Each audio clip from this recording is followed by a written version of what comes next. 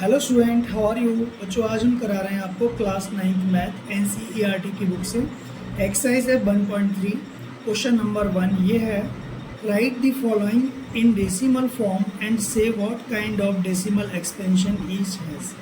यानी कि हमें डेसिमल में लिखना है इस डिजिट को और हमें ये बताना है कि ये किस टाइप का डेसिमल एक्सपेंशन है। तो बच्चों डेसिमल एक्सपेंशन मेनली दो टाइप के होते हैं, एक टर्मिनेटिंग डेसिमल और एक नॉन टर्मिनेटिंग। तो हमें यही बताना है कि कौन सा टर्मिनेट है, कौन सा नॉन टर्मिनेटिंग है। तो बच्चों अब हम इसको देखते हैं, डिवाइड करके होगा ये। डिवाइड करते हैं 36 को 100 से डिवाइड करना है।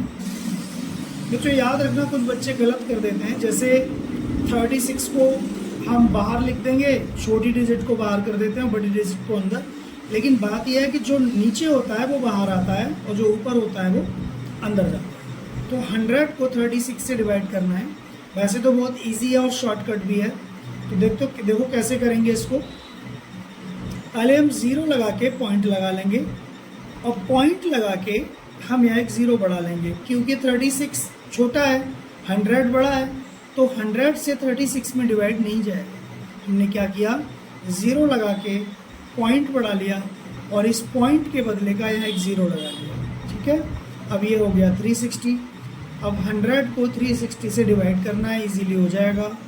100 3 जा 300, माइनस कर दो 0, 6 में से 0 गया 6 और 3 में से 3 गया 0, उसकी कोई ज़रूरत नहीं है। अब एक 0 हम अपनी तरफ से बढ़ा लेते हैं हर बार फ्री में।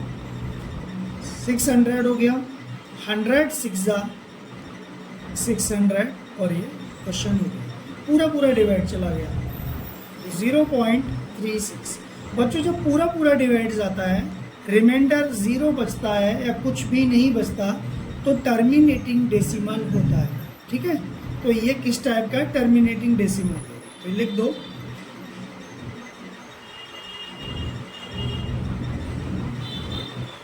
ये थोड़ा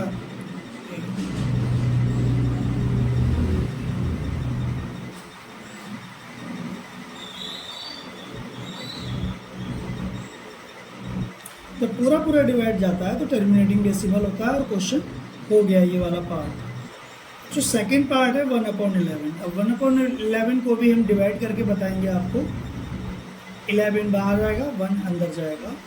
देखो बच्चों इसको कैसे करेंगे, बड़े ही ध्यान से करने की ज़रूरत है। इसको डिवाइड करना थोड़ा ध्यान से करना है आपको इसको। ठीक है, अभी 11 बड़ा है, 1 छोटा है, तो 11 से 1 को हम डिवाइड नॉर्मली नहीं कर सकते हैं, तो हम 0 लगा के पॉइंट लगा लेंगे, जैसे पहले किया था, और पॉइंट के बदले का यहाँ 0 लगा लेंगे। और अभी हम देख रहे हैं कि अभी भी 11 बड़ा है 10 से, तो अभी डिवाइड नहीं जाएगा। तो क्या करेंगे, यहाँ 0 हम ऐसे ही नहीं लगा लेते, एक 0 लगा चुके हैं हम पॉइंट लगा के। अब हम 0 कैसे लगाएंगे, यहाँ पर 0 बढ़ा के ही यहाँ 0 बढ़ा सकते हैं। ठीक है, अब 11 को 100 में इजीली डिवाइड कर सकते हैं। 11 9 जा 99।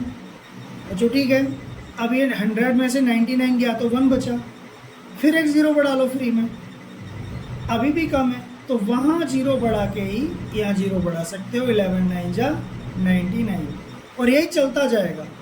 एक बार और करके दिखाता हूँ। 100 में से 99 गया तो 1 बचा, अब एक 0 फ्री में बढ़ा लिया, अभी भी कम है, तो वहाँ 0 बढ़ा के ही हम यहाँ 0 बढ़ा सकते हैं। 11 9 जा 99। ठीक है, 1 बचा, तो ऐसे ही चलता जाएगा 0.090909। तो हम क्या लिखेंगे यहाँ पे, 0.09 पे बार क्या है, जो बार डिजिट आती है बार कहलाता है वो, और इसका नाम ऐसे बोल दिया है, बार आने का। बार से कुछ मतलब है नहीं वैसे। तो अब इस बार का मतलब ये है कि अगर हम बार हटा देंगे तो 0.090909 यूँ चलता जाएगा। ठीक है, इस तरह से ये non terminating number, non terminating repeating. ठीक है, दूसरा क्या है भाई, रिपीट भी होता है, 090909 रिपीट भी हो रहा है और रुक भी नहीं रहा है हमेशा। आप जिंदगी भर करते रहो तो भी 1 ही आएगा, कभी भी ख़त्म नहीं होगा ये। ठीक है, तो ये क्या हो गया, नॉन टर्मिनेटिंग रिपीटिंग।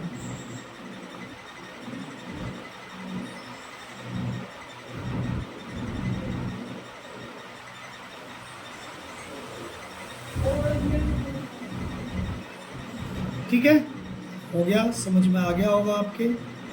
अब करते हैं अगला क्वेश्चन। बच्चों ये है 4n1/8। ठीक है, 4n1/8 है, तो इसको हमने लिख लिया इम्प्रॉपर फ्रैक्शन में 8 4 जा 32, 32 + 1 33/8।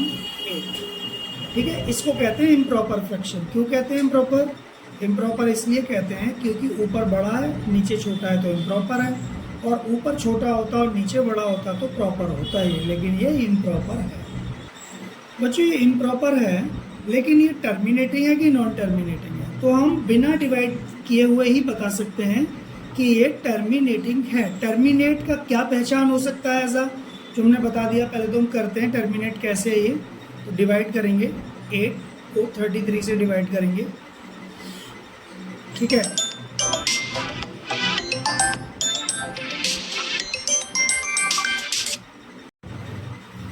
तो बच्चों 8 4 जा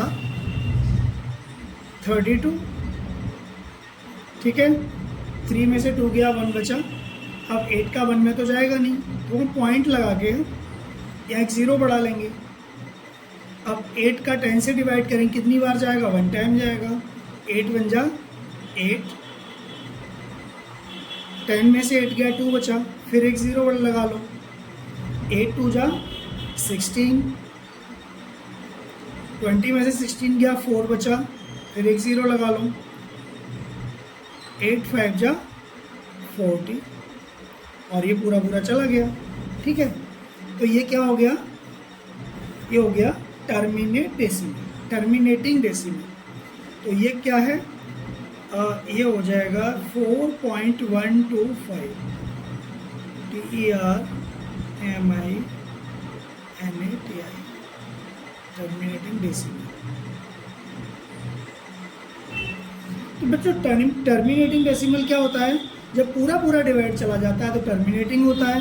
जब पूरा पूरा डिवाइड नहीं जाता, कोई डिजिट रिपीट होती रहती है, वो रिपीट होने वाली डिजिट 1 भी हो सकती है, 2 के पेयर में भी, 3 भी हो सकती है, 4 में भी हो सकता है, कुछ भी हो सकता है। तो ये है टर्मिनेटिंग डेसिमल। नेक्स्ट क्वेश्चन करते हैं। तो बच्चों हम इसको डिवाइड करते हैं।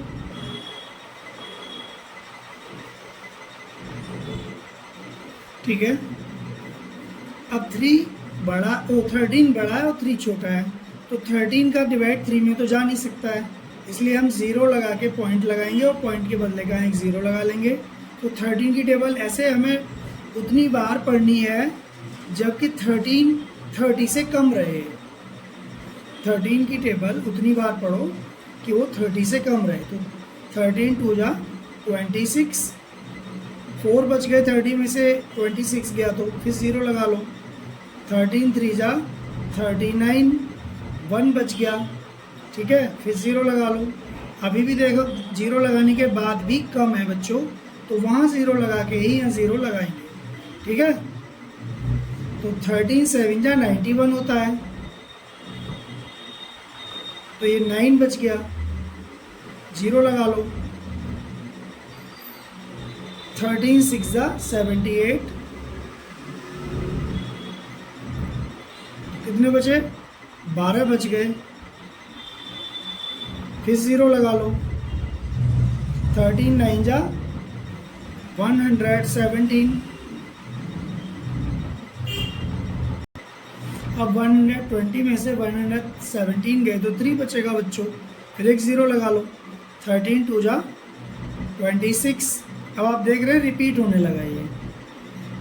एक बार और करके देखते हैं, अब कि 3 बार जाना चाहिए क्योंकि 2 के बाद 3 है। तो 30 में से 26 गया तो 4 बचा, 0 लगा लो। 13 3 जा 39, 1 बच गया। अब रहने दीजिए, डिवाइड मत करो आगे। तो इसका आंसर हो जाएगा 0.23076 23076 23076 और ये 9 और इस पर बार लगाना है, क्योंकि हर बार 0.230769 23076 23076 ही आ रहा है, तो ये हो गया। ठीक है आंसर। और ये है क्या? Non terminating repeating.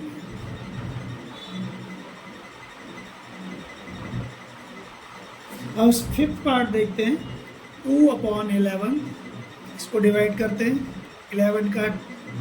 11 से 2 में 2 कम है, 11 बड़ा है, तो 0 लगा के पॉइंट लगा लिया और उसके बदले का यहाँ पे 0 11 बन जा 11 9 बचे।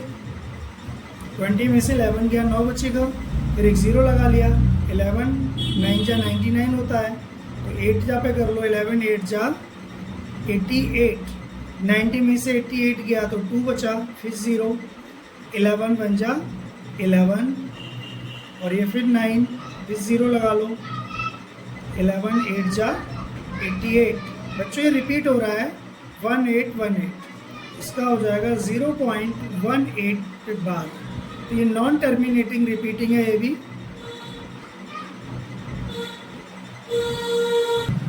समझ में आ गया होगा। अब एक लास्ट पार्ट और बचा हुआ है 329/400।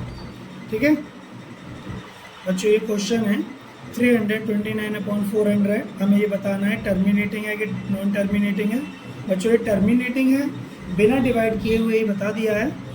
अभी मैं आपको वो तरीका भी बताऊंगा जिससे आपको बिना डिवाइड किए हुए टर्मिनेटिंग और नॉन टर्मिनेटिंग पता लग जाएगा। और 329/400। ठीक है अब 400 बड़ा है, 329 छोटा है।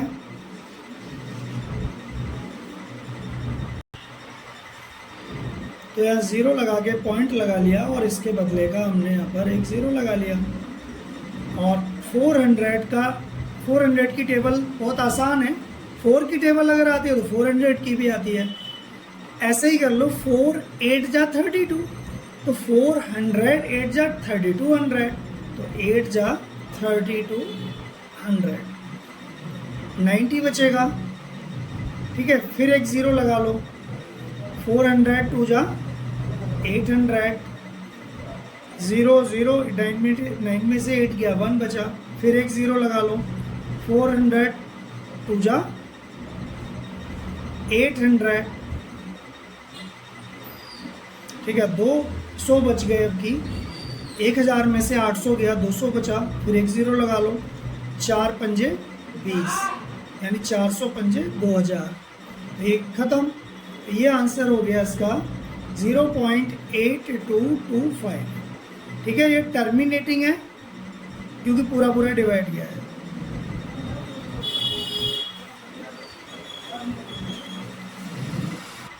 बच्चों देखिए कोई भी संख्या अगर डिजिट कोई टर्मिनेट है नॉन टर्मिनेट हम कैसे पता लगाते हैं। जैसे सपोज कर लो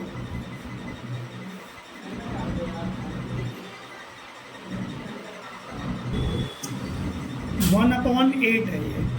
ठीक है तो हम नीचे के फैक्टर करते हैं 2 × 2 × 2। तो नीचे के फैक्टर अगर 2 आ गए या 5 आ गए, 2 5 दोनों आ गए तो टर्मिनेटिंग है। तो ये टर्मिनेटिंग है। ठीक है अब दूसरा एग्जांपल से और समझते हैं। 1/20।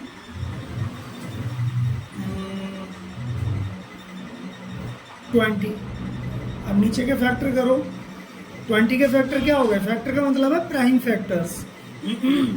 2 × 2 × 5। तो वो मैंने बताया था या तो 2 2 2 आए या 5 5 5 आए या 2 5 दोनों आ जाए। इन तीनों कंडीशन में टर्मिनेट होता है। 2 5 के अलावा कुछ भी आएगा तो टर्मिनेट नहीं होगा, वो नॉन टर्मिनेट ही होगा। तो ये देखो 5 है और 2 है तो ये टर्मिनेट है। ये अगला एग्जांपल लेते हैं 1/100 या 7/100 कर लो। ऊपर कुछ भी हो, नीचे का बता रहा हूँ मैं। 100 का 2 इसके फैक्टर करोगे 2 × 2 × 5 × 5 आएगा इसके फैक्टर करने पर। ठीक है तो ये क्या आ गया नीचे 5 5 जा 25, 25 2 जा 50, 50 2 जा 100। तो इसके फैक्टर हो गए। फैक्टर करना तो आता ही होगा आपको। 6 क्लास में सीखा है, इसलिए वो फैक्टर अभी नहीं बता रहा मैं।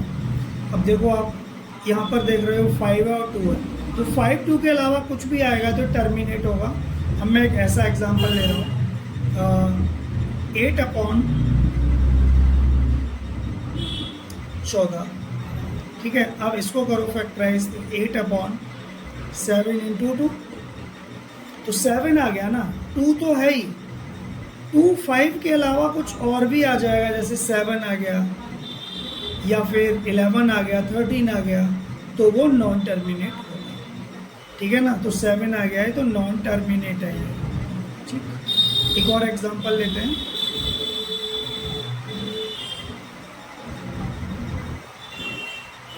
फोर्टीन अपॉन 35, तो 7। ऐसी कंडीशन में आप ऊपर के भी फैक्टर करके देख लिया करो, 7 × 2 और 7 × 5, देख रहे हो 7 से 7 कट हो सकता है। अब बचा 2/5, तो नीचे 5 रह गया, तो इज ए टर्मिनेट है, इसका मतलब इट इज ए टर्मिनेट। आपकी समझ में आ गया होगा, और नहीं समझ में आया तो आप कमेंट कीजिएगा। थैंक यू, आज के लिए।